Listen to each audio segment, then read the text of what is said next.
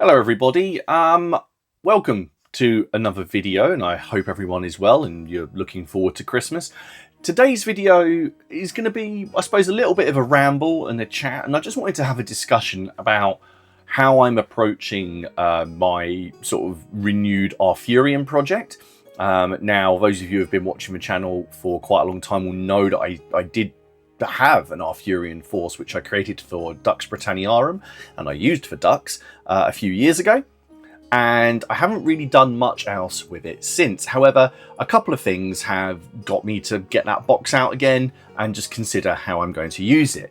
Now, in my last video I was looking at this, which is the Warlord Supplement Once and Future King, for basically playing the Arthurian Age, but like a lot of people, I've also been somewhat taken by the look of Midgard Heroic Battles by James Morris, and yeah, this has really piqued my interest for the Arthurian Age as well.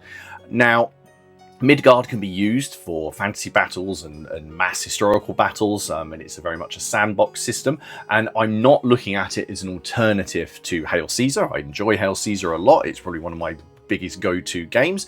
It's just another way of playing a system, or playing a period rather. So what I thought I'd do is essentially just sort of show you what I've got for my Arthurians, how I'm going to handle them for Hail Caesar, how I'm going to handle them for Midgard, and then just essentially just do a little bit of a showcase and maybe just sort of and ah about where to go next.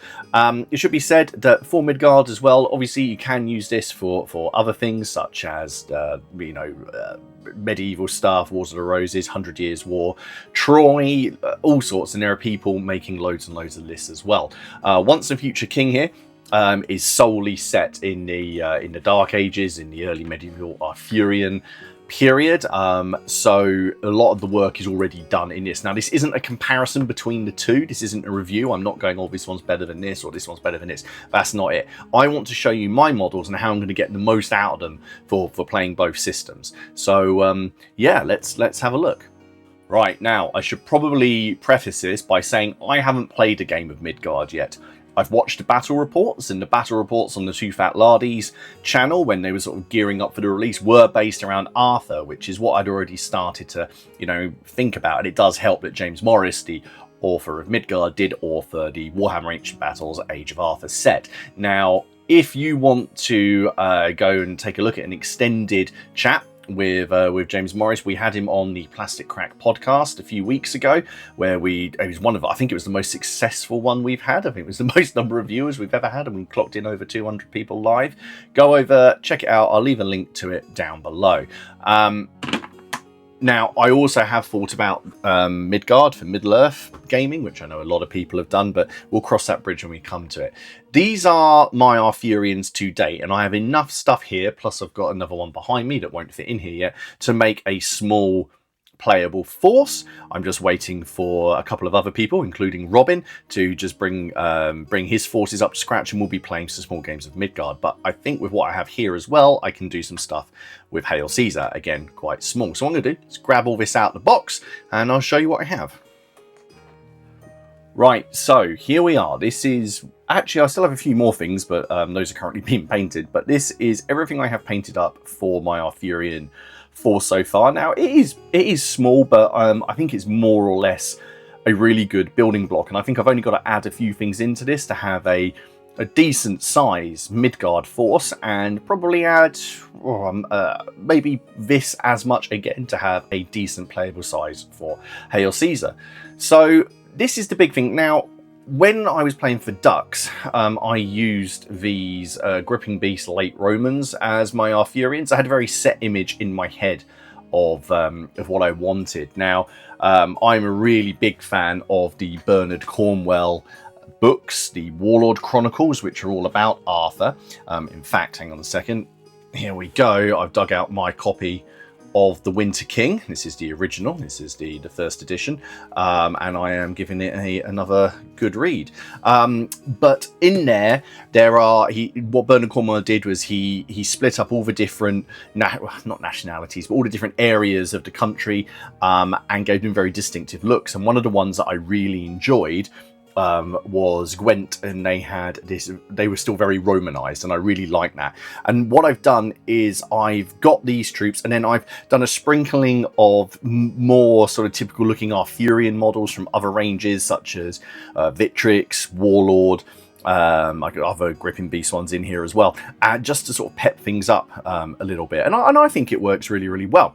So what I've got here in Midgard, bases, essentially units have to be 120 mil wide, and that's what these are. Now these trays here are produced by war bases, and I'll leave a link to this down below, and I ordered a whole load of these. Now I haven't got any of the these ones of the infantry on left, but here are some of the cavalry ones, and you can say how you want. I like the cavalry being slightly sort of, I was about to say disordered, that's not the right term, but slightly, you know, just a little less ordered. So 120 front and then 2 ranks. Here is a skirmish one, which you can see here. And then these aren't for Midgard. These are the ones they make for Test of Honor.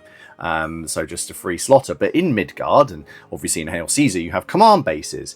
The level, or in Midgard, your hero has a level 1, 2, 3, or 4, and the number of people on the base is a very good way to indicate what level they are. So this was my original Arthur. As you can see here, I've got the little Big Men Studio flag here, and these flags are actually based on the ones that are available in the Warlord, from the Warlord Chronicles, and in that Arthur has the banner of the bear, and that's what he's got there. So that was my Arthur. And then if he was just a level 2, I can just pop this guy off, and there he is as a level 2. Or if he's taken a wound or whatever, you can take people off the base. I will be putting plugs for Sabbath bases. Now, I have a personal it's not really a dislike, I just prefer not to use Sabbath bases, but for this project and what I've got, I think this is the best way forward. So I've worked very hard to hopefully conceal the fact that these are on Sabbaths. I've done quite a lot of work with tufts and flock and dirt to really build up the bases. Just so that you know, they just blend in a little bit more, because as you know, the visuals to me mean an awful lot. If I didn't want that, I could very simply just get 120 mil wide base and just stick these guys on it, which is absolutely fine if you want to do that, but to me, I really wanted the visuals to pull you in. Now for Hail Caesar, things are working slightly differently, because in the Once and Future King supplement, you don't have command stands like this. In every other, so Hail Caesar, Black Powder, you have command stands, but in Once and Future King, the heroes have to go in the units from the start of the game. So hang on a second. If I grab, here we go, here's some of these new ones. So for example, if I wanted Arthur I can pop Arthur in now, and he's leading the unit of elites. We can stick Lancelot in here, leading these guys, and Mordred over here. Let's pop him in here, leading these guys. And I like that they can actually sort of be part of the unit. And then the cool thing is you've got extra models left over. So all these models down here could essentially form another unit. And in Hail Caesar, in that list, in Once and Future King, there's a bodyguard unit. You can have one bodyguard unit in the Arthurians, and I thought it'd be quite fun to make those out of all of the, you know, the kind of heroic looking guys like this one here. That I've got, oh, I can't remember who. I didn't really paint this up as anybody in particular. I just thought he looked a bit heroic. So you could create this whole unit out of those and then pop Arthur in the front. So I think what I've done here is I've made it quite versatile. So I have 1, 2, 3 units of, so we say, standard infantry, heavy infantry. I have a single unit of elites. I've got enough stuff to probably build another unit of elites once I've sort of divvied out all of the heroes, as it were. I've done a single unit of skirmishers at the moment, as you can see here. However, I've got this chap, who I painted up, who's an Arthurian model, or Dark Age model, rather. And I have 2 frames of Dark Age skirmishers that I used for my Crusade project, because skirmishers are skirmishers, slingers, archers. So all I've got to do is build another 3 of these, and I've got another base of skirmishers. what I have done, I've got these guys over here. Now, hopefully they won't come tumbling off at the Sabbath. Now, I picked these up at Warfare a few weeks ago, and what they were already painted, and essentially they were painted with base coats done, but it was a completely different basing scheme. The shields were a bit worn and needed redoing, and some of the colours on the cloaks I wanted to sort of change so it fitted in with my army. So for the last sort of couple of weeks, off and on, I've been essentially just sort of doing these up a little bit so they fitted in with my army. I'm not entirely sure of the manufacturer. I think they might be Griffin Beast. And I've redone all the shields with the little Big Men Studio transfers so they fit in with the rest of my army. Now, for Midgard, they will be a unit of heavy riders, and in Hail Caesar, there'll be a standard unit of probably medium cavalry. I do have somewhere, I don't know where it is, I have a set of the footsore heavy cavalry. I want to be able to find those, but I do really like the warlord sculpts as well because they're really, really chunky. What I've done, because again, I've got a bit of a plan for banners. Okay, so what I've done, I love flags, and what I've got, sorry, this is my little box full of all the little Big Men Studio bits and bobs I buy. So I've got some, here we go, because I've been mucking around them. So I've got a whole thing of Arthurian transfers here. No, those are Crusades, Byzantines, Roman bits and bobs, more there we go. Here is the banner sheet I was talking about. This is the one for Bernard Cornwell's Warlord trilogy. So this is the banner of Derval Cadan, the dragon banner. Oh no, dragon. Oh no, there it is down there. That's Mordred's banner. So I'm planning on just making lots of individual miniatures as banner bearers, and then I'll sprinkle them throughout the units. And by doing that, I'm also then going to release more of these models to be used in standard units. So to do that, I'm going to be I got hold of some late Roman armored infantry from Victrix, so big bag of these. But for the moment, I'm just going to be using those to build up individuals that look cool with banners, and I want to do at least one banner per unit. So by putting another banner in each of these units, that'll free up another 4 models here, which when added to a couple of the models here, which will be replaced by the heroes, it should allow me to build another unit. So you can see how soon it starts to sort of build things out. And I think it's, you know, just a really just fun way of basically getting everything together, and being able to make the most of what you have. What I'm going to do, I'm just going to push these to one side at the minute, and then I'll get a couple of other things out. Now, as I said, these 3 books here have been a big influence on me, but for a lot of my wargaming, actually. But I highly recommend reading these if you're looking at doing Arthurian gaming. They are completely fictitious, obviously. However, he's done a fantastic job of grounding these in a form of reality. A lot of the legends that are referenced in here, a lot of the names and the places are correct historically, and the way that he's built in the mythology and the magic and everything is fantastic. Now, the reason I've got these out is what my ultimate goal would be is to actually play a series of games or campaign based on the battles in these books, because there's some really, really cool ones. There's like one in a gorge with a shield wall across it, and there's sort of a wall of that they've got a makeshift wall. Then there's the final battle, which is on like a causeway. They're really good. If you haven't read these, read them. They're on Audible and all that. I'm not going to mention the TV show that came out. I watched it. I hated it. I don't want to I'm not going to go into any more of it other than that. But yeah, these are worth checking out. So for Midgard, I think I have about a 200-point list. In fact, I think all I need to do in order to make it 200 points is do one more unit of skirmishers. I'm going to play around with it a little bit, and there will be some Midgard battle reports in the new year.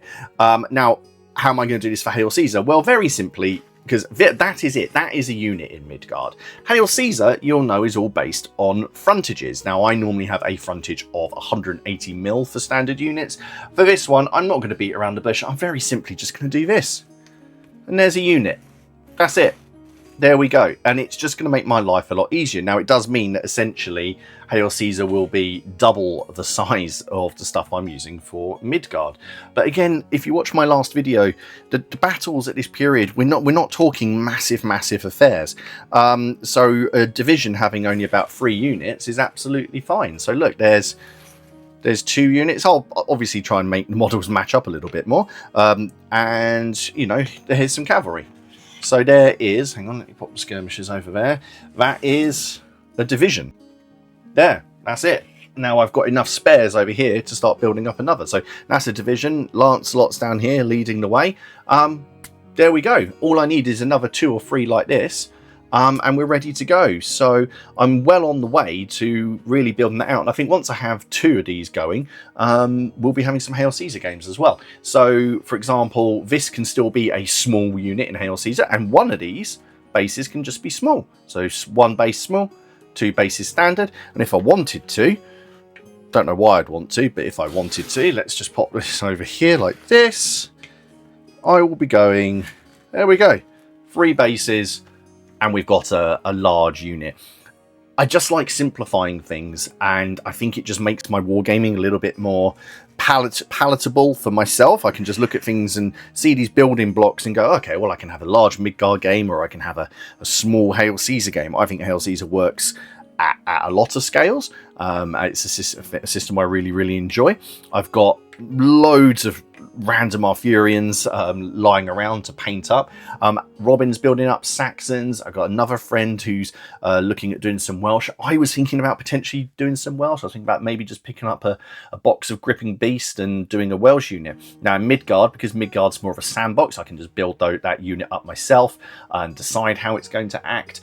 There's already some suggestions, but you know, I think we could have a bit of fun with that. In Hail Caesar, there's a whole army list for the Welsh already in the Once and Future King book. So again, all I would need from 1 box of Gripping Beast, I think you'd get about 36 models in there, or 40. Well, one of these bases has got 10 or 11 models on it. So you get 4 of these bases out of 1 box.